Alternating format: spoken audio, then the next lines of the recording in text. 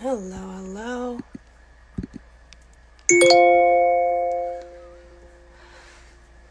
How's it going, guys? Wait for a few more people to join. There's two things that I kind of want to address.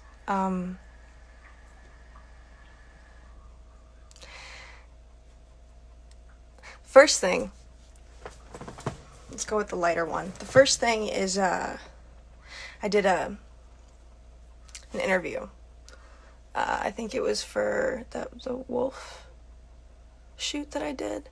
But a few other articles took what I said in those and made their own articles out of it. And one of the questions asked was, they wanted me to list bands and artists that influenced the sound that my band does. So I listed people like Camp, Ray LaMontagne, Joe Purdy, some really amazing folk bands and artists that I really love.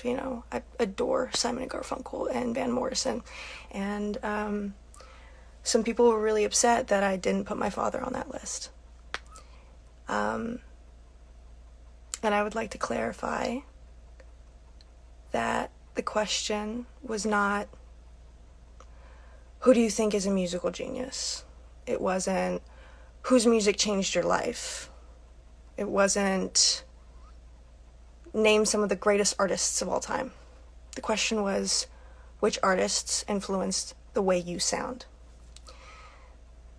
So,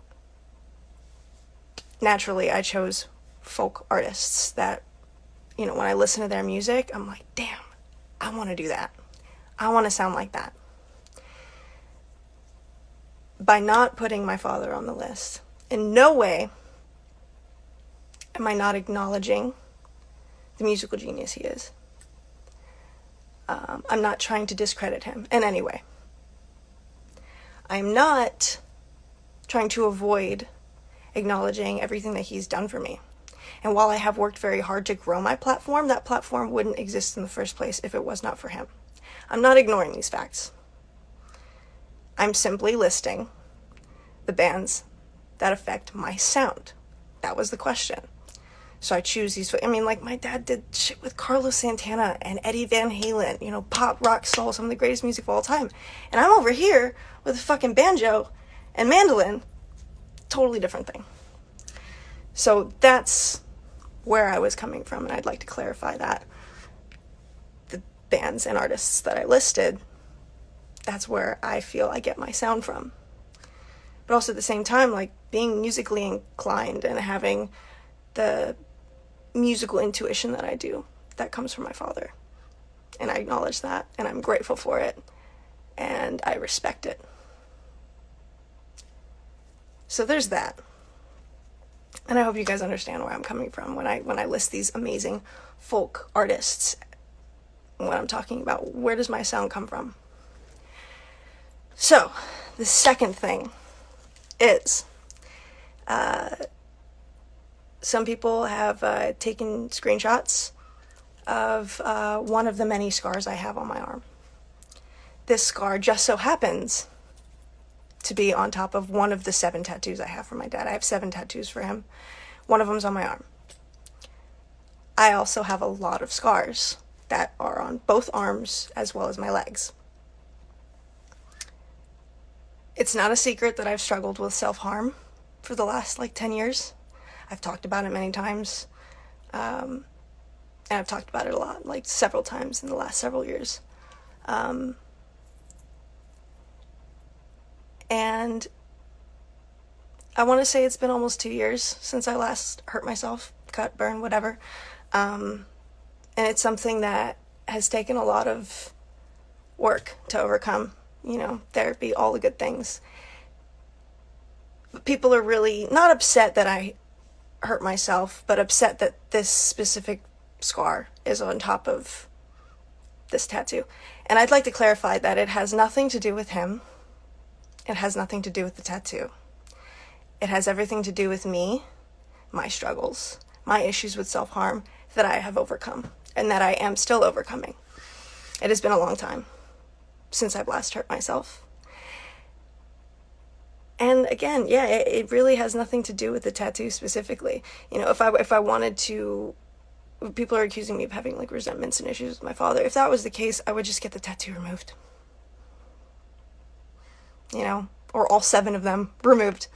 Like this is my shit. These are my issues. And I'm working on overcoming them. You know, it's been a long time. So I just wanted to clarify that, and I really hope you guys understand where I'm coming from. I tried to clarify it shortly in like a comment on Instagram on someone that is like exposing or something like that. That's like their tag is like exposed. And they said stop being a victim. And I'd like to clarify that I am not a victim in any way. If you're bringing up the word victim, that's you that's bringing it up. I'm not. Mimic Space just said that you need to, it's sad you have to explain yourself. You know what? I don't have to explain myself, but I think it's important to clarify. So, that's where I'm at. I'm happy. I'm the happiest I've been in a really long time. And I have a lot of gratitude and just so many things to be grateful for. So many things to be grateful for. And it seems like the EP is doing well. You guys are really fucking supportive. And I'm gonna start crying. It means the world to me that you guys like my music. So I'm gonna that's all I got. I'm gonna calm down, drink my coffee and vape and not cry on live, because that's lame.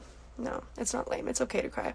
But yeah, I understand that not everybody's gonna understand what I'm coming from, where I'm coming from, and what I'm trying to say, and that's okay. I don't expect everyone to, get it. But Geronimo is one of the songs of mine that talks about self-harm. And it's a weird full synchronicity. But yeah, to those of you out there that are struggling with it,